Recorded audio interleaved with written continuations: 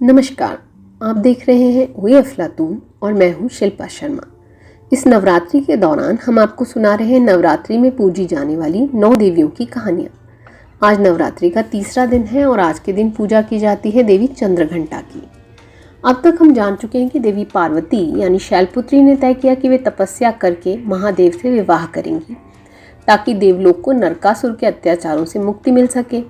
फिर उन्होंने गहन तपस्या की और वे ब्रह्मचारिणी कहलाईं। महादेव उनकी तपस्या से प्रसन्न हुए और उनके सामने विवाह का प्रस्ताव रखा, जिसे पार्वती ने स्वीकार कर लिया। जिस दिन महादेव और पार्वती का विवाह होना था, सभी बड़े प्रसन्न थे।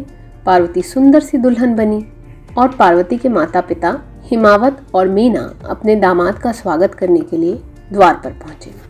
लेकिन मीना ने जैसे ही दूल्हे और बारातियों को देखा तो वे डर गईं।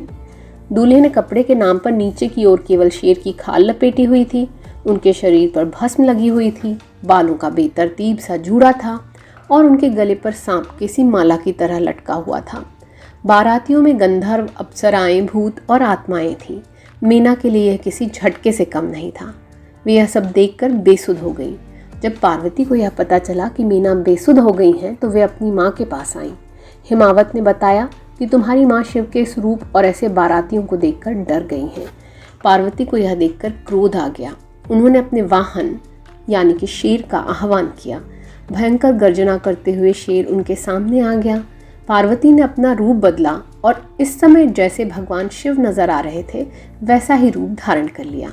10 हाथ, तीसरी आंख और अपने माथे पर अर्धचंद्राकार घंटी। उनका यह रूप ही देवी चंद्रघंटा की तरह पूजा जाता है। उनके माथे की अर्धचंद्राकार घंटी से बहुत ही तेज आवाज़ होने लगी, इतनी तेज कि शिव की बारात में मौजूद लोगों के कान फटने लगे। वे एक दूसरे से पूछने लगे कि यह कैसा शोर है। चंद्रघंटा जब बारात के समीप पहुंची तो उनके वाहन शेर ने जोरदार गर्जना की। चंद्रघंटा ने महादेव से कहा कि यदि आप इतने डरावने लग सकते हैं तो मैं उससे कहीं ज़्यादा डरावना रूप धर सकती हूँ। शिव ने चंद्रघंटा से क्षमा मांगी और कहा, मैं तुम्हारी माँ को डराना नहीं चाहता था, पर तुम तो जानती हो कि यही मेरा असल रूप है। चंद्रघंटा ने कहा, यह तो मुझे अच्छी तरह पता है, लेकिन क्या आज हमारे विवाह के अवसर पर भी आप अपना शांत रूप नहीं रख सकते थे? महादेव को चंद्रघंटा की बात सही लगी, तो उन्होंने तुरंत ही अपना रूप बदला और बारातियों का रूप भी बदल दिया। अब ठीक है? महादेव ने पूछा। पार्वती ने मुस्कुराकर हाँ कहा और वे खुद भी अपने असल रूप में आ गईं।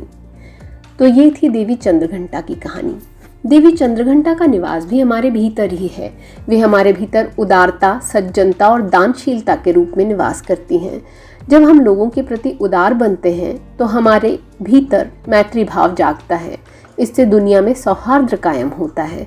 जब ज़रूरतमंद लोगों को दान करते हैं तो हम देवी चंद्रघंटा की पूजा कर रहे होते हैं। तो देवी चंद्रघंटा की पूजा को जीवन में उतारने के लिए सज्जनता, दानशीलता और उदारता के साथ साथ अपना जीवन जीना शुरू कीजिए और आप देवी चंद्रघंटा की सच्चे मायनों में पूजा कर रहे होंगे।